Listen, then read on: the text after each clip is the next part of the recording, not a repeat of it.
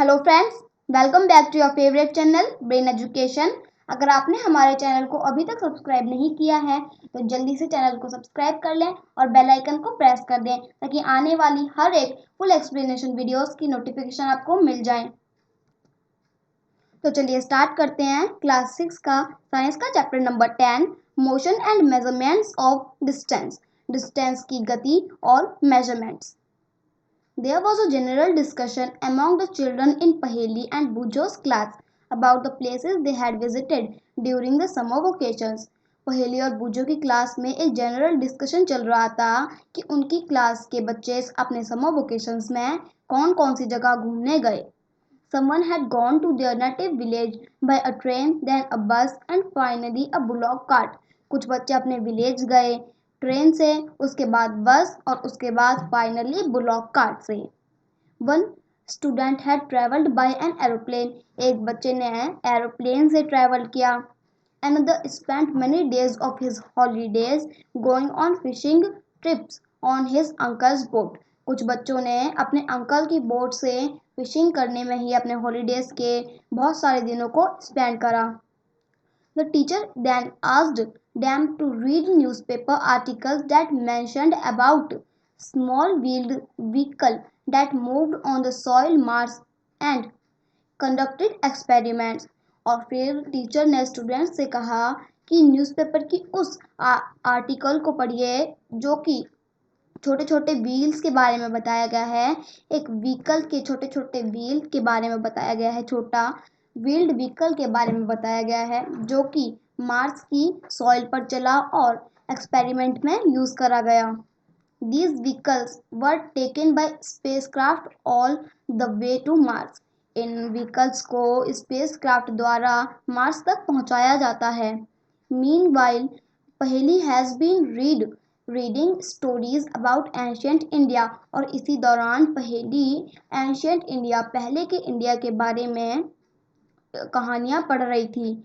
And wanted to know how people travelled from one place to another in earlier times. और यह जानना चाहती थी कि पहले के ज़माने के लोग, पहला जो टाइम था उसमें लोग इधर उधर जाने के लिए, एक जगह से दूसरी जगह जाने के लिए कैसे ट्रैवल करते थे, किस चीज़ का यूज़ करते थे. तो चलिए सेशन 10.1 पर चलते हैं.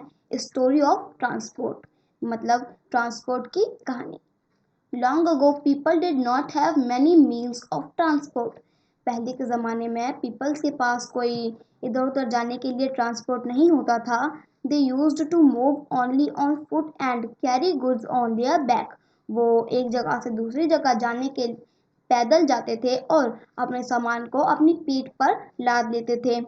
Later on they began to use animals for transportation. और बाद में पीपल ने अपने ट्रांसपोर्टेशन के लिए, इधर उधर जाने के लिए एनिमल्स का यूज़ करना स्टार्ट कर दिया. For transport through water routes, boats were used from ancient times. पानी के रास्तों में आने जाने के लिए बोट्स का यूज़ करा गया एंशियंट टाइम में, पहले के ज़माने में. To begin with, boats were simple logs of wood in which a hollow cavity could be made. पहले के ज़माने में बोट्स किस तरीके से बनाई जाती थी कि एक वुड के लंबे लंबे लकड़ी ले लिए, वुड के लंबे लंबे लठ ले लिए. लॉग्स मीन्स लठ. और वो हॉलो होते थे उनके बीच में. जब बोट बनाई जाती थी उनके बीच में एक हॉलो कैविटी होती थी. हॉलो कैविटी मतलब एक खोखली सी जगह होती थी. Later, people learned to put together different pieces of wood and given shapes to the boat. और बाद में पीपल्स ने वुड के अलग अलग शेप्स से वुड के अलग अलग टुकड़ों से बोट्स का शेप बनाना सीख लिया. These shapes imitated the shapes of animals living in water. ये बोट के शेप्स उन शेप्स के जैसे थे जो कि वाटर में एनिमल्स रहते हैं उनके शेप जैसे थे. Recall our discussion of this streamlined shape of a fish in chapter 8 and 9.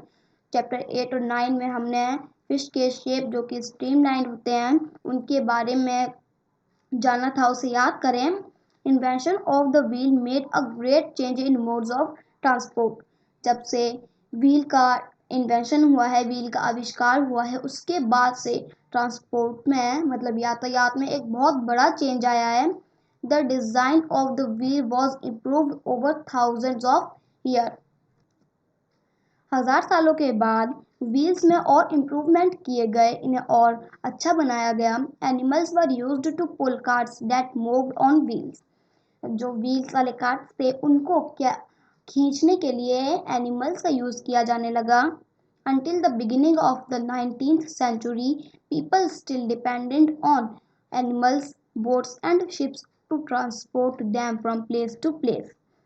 19वीं सदी के चालू होने अब तक, जब 19वीं सदी चालू नहीं हुई तब तक पीपल एनिमल्स, बोट और शिप जैसे ट्रांसपोर्ट पर डिपेंड थे एक जगह से दूसरी जगह जाने पर। The invention of steam engine led the development of new means of transport. तो जब स्टीम इंजन का इन्वेंशन हुआ उसके बाद नए नए ट्रांसपोर्ट बनाए जाने लगे, नए नए ट्रांसपोर्ट का आविष्कार होने लगा। Railroads were made for steam engine driven carriage and wagons. तो मालगाड़ी और वैगन्स को चलाने के लिए जो स्टीम इंजन से चलती थी उनके लिए रेल रोड्स बनाए जाने लगी। रेल रोड्स मतलब पटरियां बनाई जाने लगी। Later came automobiles such as motor cars, trucks and buses. और फिर कुछ ऐसे व्हीकल्स आए जो कि ऑटोमेटिकली चलते थे, जैसे कि motor cars, trucks and buses. Motorized boats and ships were used as mean of transport on water. Motorized boat जो मोटर वाली बोट थी और शिप वाटर के ट्रांसपोर्ट के रूप में अब यूज होने लगे। The early years of 1900 saw the development of aeroplane. 1900 years के बाद 19वीं शताब्दी में एरोप्लेन्स को डेवलप किया गया, एरोप्लेन्स बनाए जाने लगे। These were later improved to carry passengers and good. और इसके बाद इन्हें और इम्प्रूव करा जाने लगा पैसेंजर और उनके सामान को कैरी करने के लिए।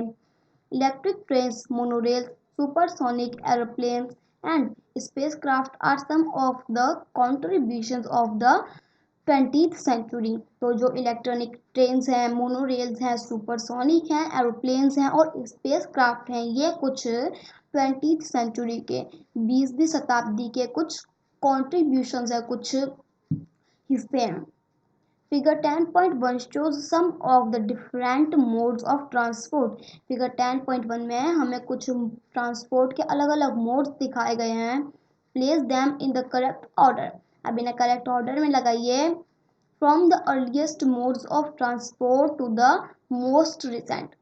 तो पहले के ज़माने में कौन से ट्रांसपोर्ट के मोड्स यूज़ किए जाते थे और अब कौन से यूज़ किए जाते हैं उनके बारे में तो आइए एक बार देखते हैं। ये है, तो सबसे पहले ये यूज़ किया जाने लगा ब्लॉक कार्ट, एंड देन फिर साइकिल यूज़ करी जाने लगी और फिर बसेस आई और फिर शिप्स आई, ट्रेन आई और फिर बाद में जाकर एरोप्लेन आया। ठीक है। Are there any of the early modes of transport that are not in use today. क्या पहले के ज़माने के ट्रांसपोर्ट का कोई ऐसा मोड है जो कि अब यूज़ नहीं किया जाता? हाँ बिल्कुल है। तो इसका नाम है ब्लॉक कार्ट। और घोड़ा गाड़ी, बैलगाड़ी ये आज के ज़माने में यूज़ नहीं की जाती, जबकि पहले के ज़माने में ये यूज़ होती थी। ठीक है, तो चलिए सेशन 10.2 पर चलते हैं। How wide is this desk. ये डेस्क कितना चौड़ा है। How did people know how far they have travelled. People कैसे जानते हैं, कैसे जान पाते हैं कि उन्होंने अभी तक कितना ट्रैवल किया, कितनी यात्रा की। How will you know whether you can walk all the way to your school or whether you will need to take a bus or rickshaw to reach your school? आप अपने स्कूल के रास्ते पर जाने के लिए कि आपका स्कूल कितना दूर है और इस जाने पर आपको क्या चाहिए, आप पैदल जाएंगे या फिर बस से जाएंगे या फिर किसी और चीज़ से जाएंगे या फिर आपको रिक्शा पकड़नी है। इस तरीके से आपको आपका जो स्कूल का रूट है उसे पहले देखना होगा, उसके बाद आप डिसाइड कर सकते हैं कि आप किस ट्रांसपोर्ट को यूज़ करके जाएंगे। When you need to purchase something, is it possible for you to walk to the market? जब आपको कोई चीज़ मार्केट से परचेज करनी होती है तो क्या आपके लिए पॉसिबल होता है कि आप मार्केट चल कर जाओ, पैदल जाओ?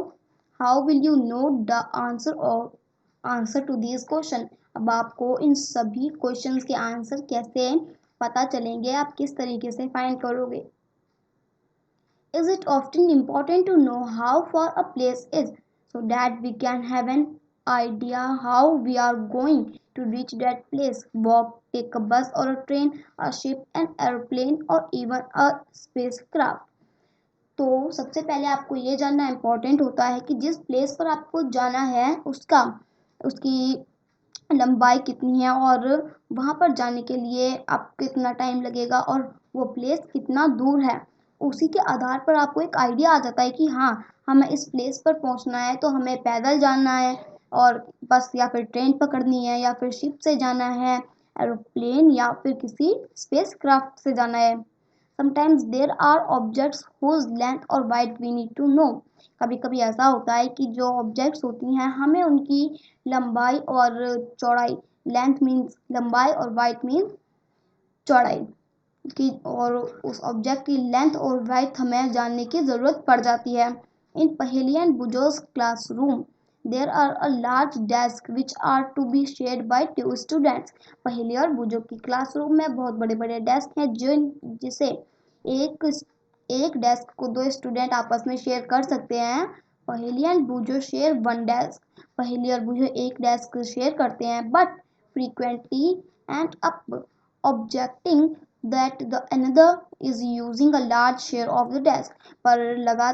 पर बार बार उनमें इस बात को लेकर झगड़ा होता रहता है कि जो उनका दूसरा साथी है वो डेस्क का ज़्यादा शेयर ले रहा है, वो बैठने के लिए ज़्यादा जगह घेर रहा है।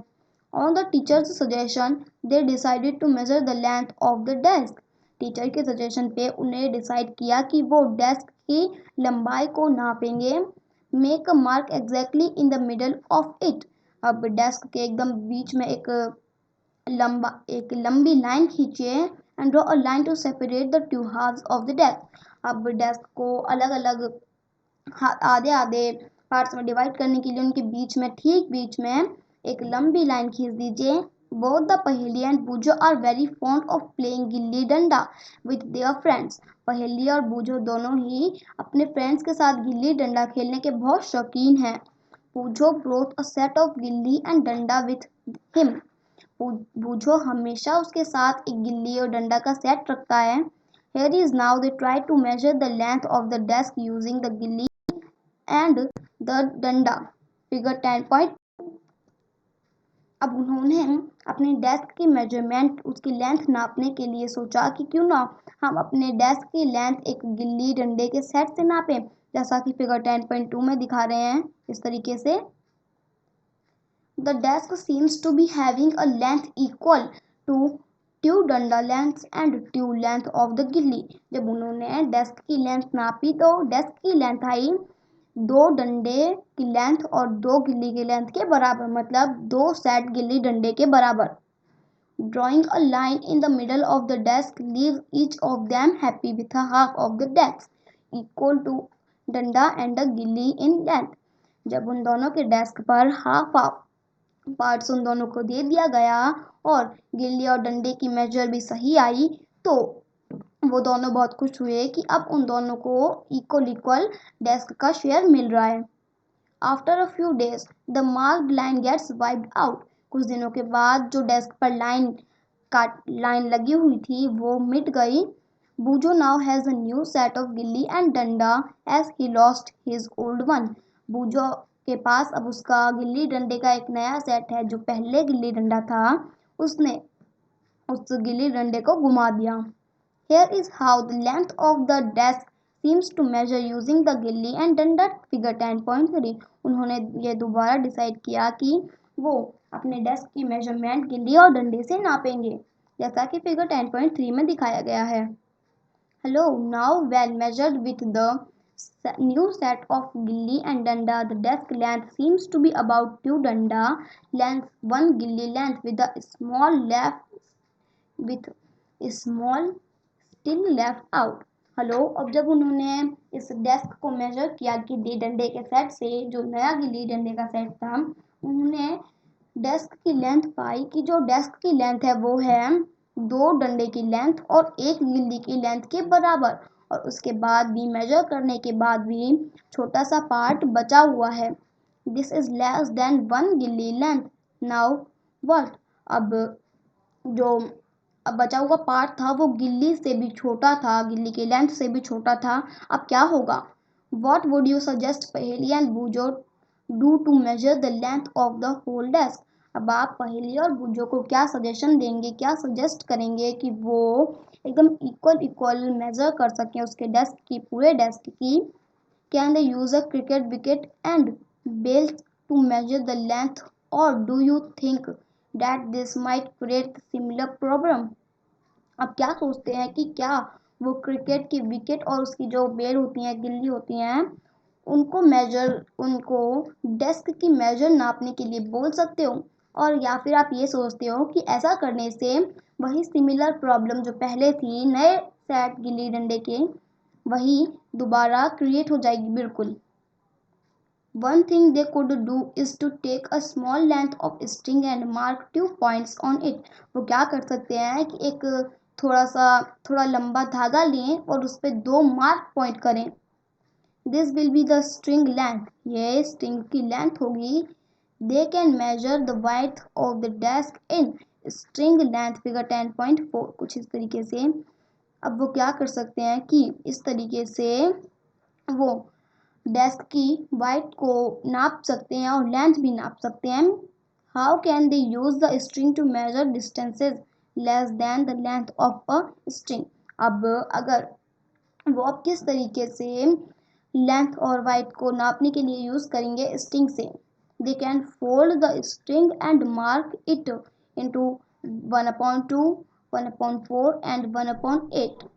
तो वो क्या कर सकते हैं कि स्ट्रिंग को फोल्ड कर लें और उस पर नाप दें और उस पर मार्क करें 1/2, मतलब 1/2, 1/4 और 1/8 स्ट्रिंग लेंथ। और ये जो है नंबर्स वो सारे क्या हैं? स्ट्रिंग लेंथ्स हैं। नाउ परहैप्स पहेली and बूजो can measure the exact length of the desk using the string. अब शायद पहेली और बूजो डेस्क की सही लंबाई, लेंथ को नाप सकें इस स्ट्रिंग की हेल्प से। You would say that they should use the scale in their geometry box. क्या आप ये कह सकते हैं कि उनको अपने डेस्क की मेजरमेंट नापने के लिए, वो अपने डेस्क की मेजरमेंट नापने के लिए जो उनकी ज्योमेट्री बॉक्स में स्केल होता है उसे यूज कर सकते हैं एंड सॉल्व दिस प्रॉब्लम? तो और ऐसा करके क्या वो अपनी प्रॉब्लम को सॉल्व कर सकते हैं? यस ऑफ कोर्स, हाँ बिल्कुल वो ऐसा कर सकते हैं कि जो स्केल उनकी ज्योमेट्री बॉक्स में है उसे यूज करके वो अपने इस प्रॉब्लम को सॉल्व कर सकते हैं। Bujo has been reading about the way people used to measure distances before such standard scales were made, and he has been trying to follow different methods of measuring distances. बूझो ने यह पढ़ा था कि पहले के ज़माने में जब कोई मेजरिंग डिस्टेंस को मेजर करने के कोई टूल्स नहीं होते थे, तब पहले के ज़माने के लोग किस तरीके से मेजरमेंट्स, डिस्टेंस की मेजरमेंट्स करते थे, और इन्हीं मेजरमेंट्स को उसने भी ट्राई करने की कोशिश की। There are so many occasions when we come across a need to measure lengths and distances. हमारे पास ऐसी कई स्थितियाँ आती हैं, कई ऐसी सिचुएशंस आती हैं जिनमें हमें किसी चीज़ की लेंथ और डिस्टेंस को नापने की ज़रूरत पड़ जाती है। जैसे कि the tailor needs to measure the length of the cloth to know if it is enough to stitch a kurta. जब एक टेलर कोई कुर्ता सिल रहा होता है तो उसको कपड़े की लेंथ मेजर करने की ज़रूरत होती है कि ये इतना कपड़ा एक कुर्ता सिलने के लिए काफ़ी होगा या फिर नहीं। A carpenter needs to measure the height and width of a width of a cupboard to know how much wood he would need to make its door. एक कारपेंटर जब कोई कबर्ड बना रहा होता है तो उससे उसकी लेंथ, हाइट और लेंथ और वाइड को नापने की ज़रूरत होती है कि क्या इतनी लकड़ी इसके डोर को बनाने के लिए काफ़ी होगी या फिर नहीं। The farmer needs to know the length and breadth or the area of his land to know how much seeds he can sow and how much water would he need it for his crop। जब एक farmer अपनी फसल बोता है तो उसे उसकी जगह का लेंथ और ब्रेथ या फिर एरिया जानने की ज़रूरत होती है कि इस इतने लैंड में वो कितने बीज बो सकता है और उसकी फसल के लिए उसे कितना पानी चाहिए। Suppose you are asked how tall you, सोचिए कि आपसे कोई पूछे कि आप कितने लंबे हो, आपकी लंबाई क्या है। You want to tell the length of a straight line from the top of your head to the heel of your feet. तो आप किसी ऐसी लंबी लाइन की मेजरमेंट बता देंगे जो कि आपके सर से लेकर सर से स्टार्ट होती है और आपकी फीट तक रुकती है। How long is this room, ये रूम कितना लंबा है। How wide is this desk, ये डेस्क कितना चौड़ा है। How far is it from Delhi to Lucknow, Delhi Lucknow से कितनी दूर है। How far the way is the moon from the earth, moon earth से कितना दूर है। All these questions have one thing in common, इन सभी क्वेश्चंस में एक चीज कॉमन है। They all concern distance between two places, कि जो प्लेसेस हैं उनमें डिस्टेंस बताया गया है कि इनमें डिस्टेंस के बारे में पूछा गया है।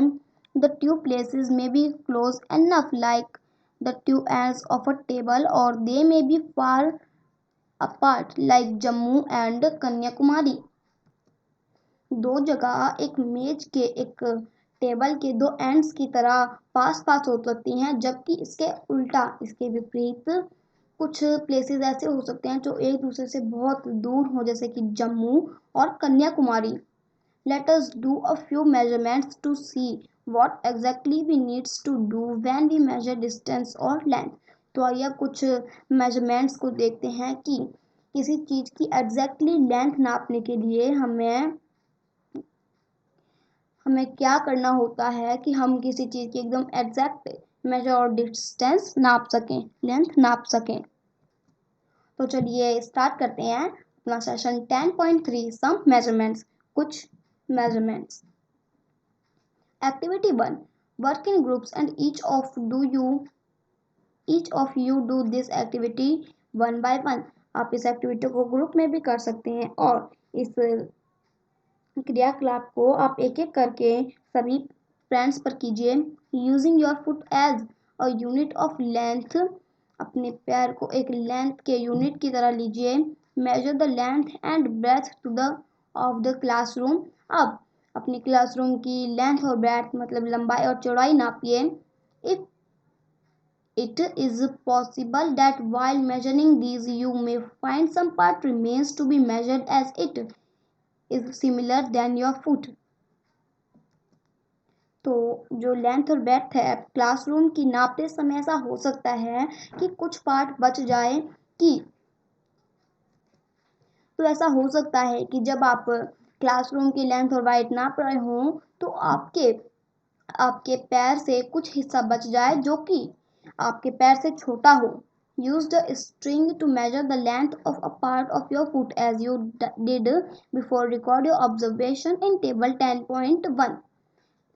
तो टेबल 10.1 ही है, तो इसमें कहा जा रहा है कि अब अपने पैर की लंबाई नापने के लिए एक स्ट्रिंग का यूज़ करिए जैसे कि आपने पहले किया था, और जो भी आपका रिकॉर्ड होता है उसे ऑब्जर्व करके टेबल 10.1 में लिख दीजिए।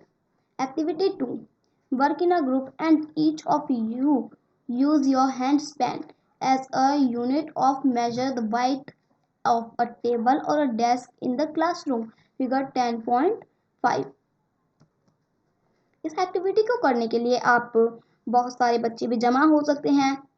आप इस एक्टिविटी को ग्रुप में भी कर सकते हैं और एक आप क्या करना है, आपको क्लासरूम में कोई डेस्क या फिर टेबल हो उसकी चौड़ाई नापनी है। आप मेजरमेंट की यूनिट के लिए अपनी हैंड स्पैम अपनी हथेली को भी यूज़ कर सकते हैं। Here too, you may find that you need string lengths equal to your hand span and then fractions of this string length to make the measurements. तो इस एक्टिविटी को करते दौरान भी आप ये देखते हैं कि आपको अपने हथेली के बराबर एक चौड़ी स्ट्रिंग चाहिए होती है और इस स्ट्रिंग के जो फ्रैक्शंस हैं आपको उनकी भी मेजरमेंट देखने की ज़रूरत होगी और आपके जो भी ऑब्जर्वेशंस होते हैं उन्हें टेबल 10.2 में रिकॉर्ड कर दें। टेबल 10.2 है we see that measurements means the comparison of an unknown quantity with some known quantity। हम ये देखते हैं कि जो मेजरमेंट का मतलब होता है किसी अननोन क्वांटिटी से हमारी नॉन क्वांटिटी को कंपेयर करना। This non fixed quantity is called a unit. तो इस फिक्स्ड क्वांटिटी को हम यूनिट भी कहते हैं। The result of a measurement is expressed in two parts. Measurement का जो रिजल्ट होता है इसे हम दो पार्ट्स में भी एक्सप्रेस कर सकते हैं, दो पार्ट्स में भी दिखा सकते हैं। One part is a number, पहला पार्ट नंबर है और the other part is the unit of the measurement, और दूसरा पार्ट मेजरमेंट की यूनिट। जैसे कि मान लीजिए हमने कोई एग्जांपल लिया कि यहाँ पर नंबर कितना मतलब कितना लेंथ है उसकी, कि ले लिया हमने 4.5 सेंटीमीटर है, 4.3 मीटर है, उस तरीके से। और जो सेकंड पार्ट होगा वो है यूनिट की मेजरमेंट, कि हमने इस नंबर को नापने के लिए क्या यूनिट ली है, हमने लेंथ मीटर वो लेंथ ली है या फिर वाइड नापी है, उस तरीके से। For example if in activity one में अगर हम एग्जाम्पल के लिए लिए तो the length of the room is found to be 12 length of your foot. तो जब हमने रूम की लंबाई नापी थी तो वो आई थी हमारे पैर की 12 length. Then 12 is the number and foot length. ठीक है, तो 12 नंबर हो गया कि इतना नंबर आ गया, और जो लेंथ हो जाएगी हमारा मेजरमेंट का यूनिट का मेजरमेंट जाएगा वो होगा foot length is a unit selected for the measurement. और ये यूनिट है कि भाई हमने मेजरमेंट करने के लिए ये यूनिट चूज की थी। Now study all the measurements recorded in table 1.10, 10.1 and table 10.2। अब टेबल 10.1 और टेबल 10.2 में जो भी आपने अपनी ऑब्जर्वेशंस रिकॉर्ड की थी, मेजरमेंट्स रिकॉर्ड की थी, उन्हें पढ़िए। Are all the measurements for the room using everybody's foot equal? तो जो मेजरमेंट्स की थी हमने, क्या सभी के पैर की मेजरमेंट इक्वल आई होगी? नहीं, ऐसा तो नहीं है, किसी की अलग आई होगी, किसी की ज़्यादा, किसी की कम, कुछ ऐसे आई होगी। Are everybody's measurement by hand span of the पाइट्स ऑफ द टेबल इक्वल? क्या जब आपने एक्टिविटी 2 में टेबल की वाइट नापी थी अपनी हैंड स्पैन से, ये वाली एक्टिविटी में, तो क्या सबकी हैंड स्पैन की जो लेंथ थी इक्वल आई थी टेबल की वाइट सबके हैंड स्पैन से? Perhaps the result could be different as the length of your hand span and that of your friends may not be the same। तो शायद जब हम मेजरमेंट कर लें तो उसका जो रिजल्ट होगा वो अलग आ सकता है, लेंथ अलग आ सकती है आपकी हैंड स्पैन से, आपके जो दूसरे फ्रेंड्स की हैंड स्पैन की लेंथ होगी वो सेम नहीं हो सकती। Similarly the length of the foot में be slightly different for all the students. इसी तरह जब हमने रूम की लेंथ नापी थी तो इसी तरीके से हर एक स्टूडेंट के पैर की लंबाई, उसके फुट की लंबाई अलग होगी।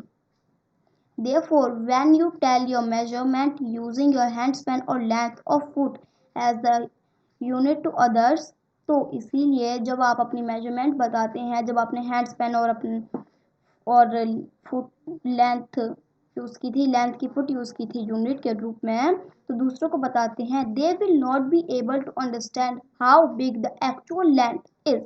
तो वो समझ नहीं पाते कि जो चीज़ की आपने लंबाई नापी है वो एग्जैक्टली वो कितनी लंबी है।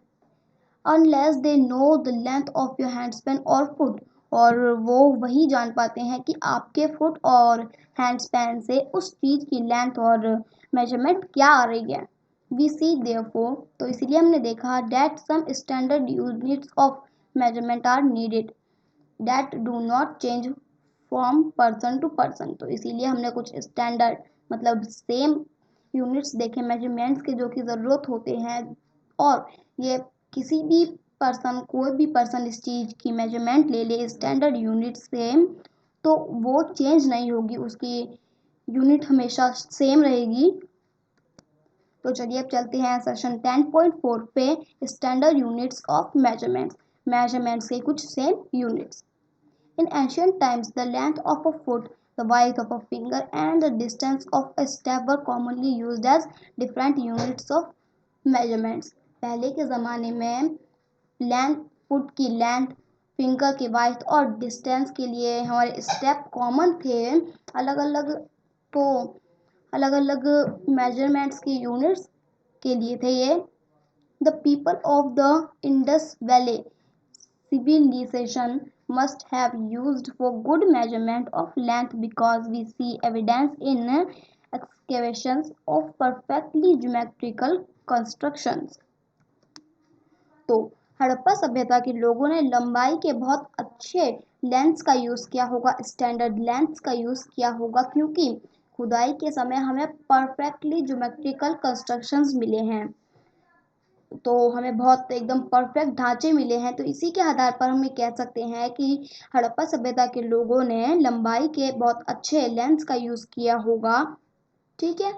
A cubit as the length from the elbow to the finger tips was use in ancient Egypt and was also accepted as a unit of length in other parts of the world.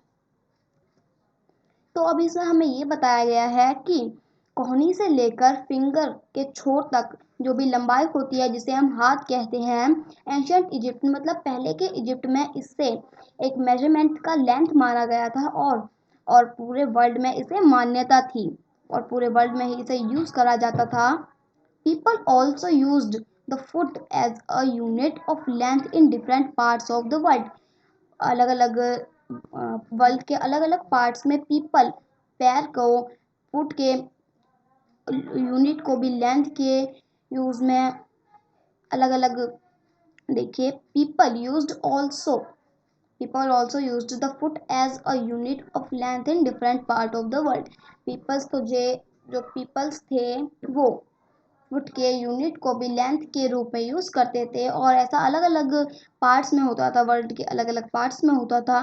The length of the foot used varied slightly from region to region. तो पूरे हम length के रूप में foot का भी use करते हैं, और अलग अलग अलग क्षेत्र में, जगहों में इस फुट की जो मेजरमेंट है वो अलग हो सकती है। The people measured a yard of cloth by the distance between the end of the outstretched arm and their chin.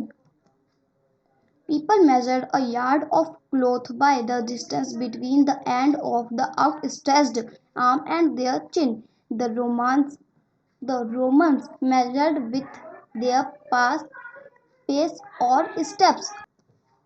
People, तो लोग एक गज कपड़ा मतलब 1 मीटर कपड़ा किस तरीके से नापते थे? अपनी एक हाथ की बाहों को फैला करके पकड़ के अपनी ठोड़ी तक लाते थे। तो इस तरीके से उन्हें जितनी बार वो करते जाते थे उसकी गिनती करते जाते थे, और इसी तरीके से उन्हें पता चल जाता था कि कितना मीटर और कितना सेंटीमीटर कपड़ा है।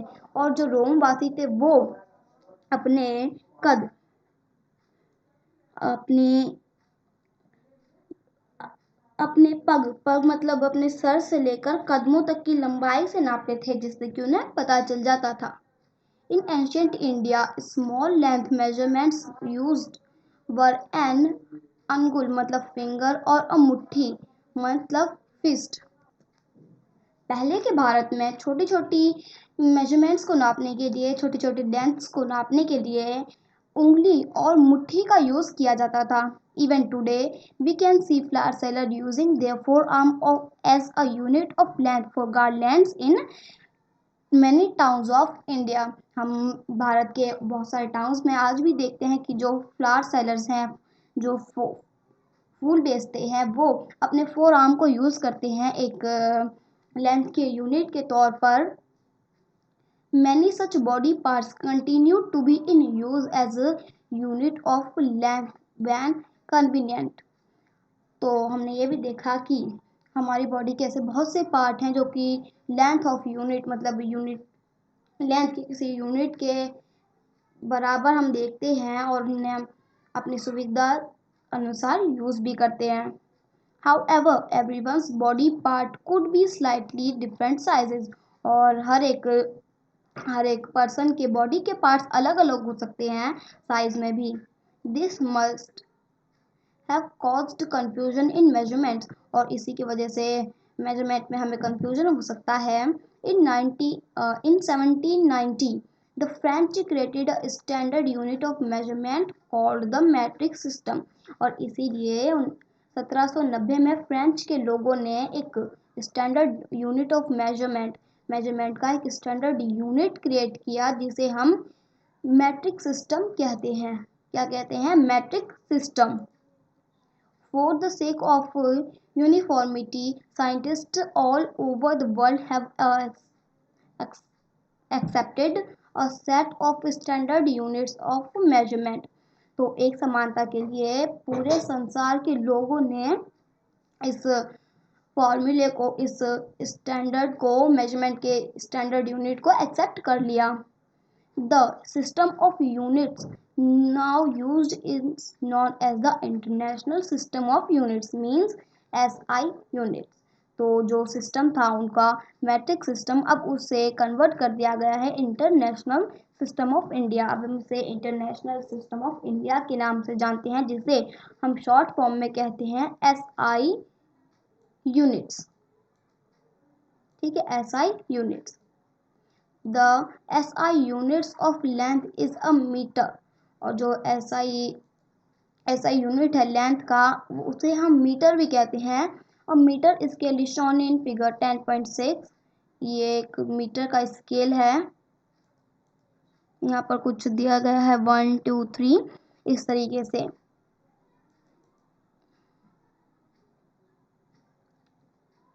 Also shown is the 15 centimeter scale in your geometry box और आपकी ज्योमेट्री बॉक्स में भी आपको एक 15 सेंटीमीटर का स्केल दिया जाता है। Each meter is divided into 100 equal divisions called centimeter और हर एक मीटर को 100 इक्वल पार्ट्स में डिवाइड करते हैं जिसे हम कहते हैं सेंटीमीटर। और each centimeter has 10 equal division called millimeter means mm। तो हर एक सेंटीमीटर को अलग अलग 10 इक्वल पार्ट्स में डिवाइड करा जाता है जिसे हम कहते हैं मिलीमीटर मतलब mm। 1 metre equals to 100 centimetre, 1 centimetre equals to 10 millimetre. तो इसी के आधार पर हम ये कह सकते हैं कि जो 1 मीटर होता है उसमें 100 सेंटीमीटर होते हैं और 1 सेंटीमीटर में 10 मिलीमीटर होते हैं। For measuring large distance, meter is not a convenient unit। जब हमें किसी लार्ज डिस्टेंस को नापना होता है तो मीटर एक सुविधाजनक यूनिट नहीं होता। We define a large unit of length, it is called kilometre. तो इसी के लिए हम मीटर की जगह एक बड़े लेंथ ऑफ यूनिट का यूज़ करते हैं जिसे हम कहते हैं किलोमीटर और 1 किलोमीटर में 1000 मीटर होते हैं। Now we can repeat all our measurement activities using a standard scale and measure in SI units। तो अब हम जो भी हमने अभी तक पढ़ा है इसी के आधार पर हम हमारी मेजरमेंट वाली एक्टिविटीज़ को स्टैंडर्ड स्केल और SI यूनिट के दोबारा रिपीट कर सकते हैं। Before we do that, we need to know the correct way of measuring lengths and distances।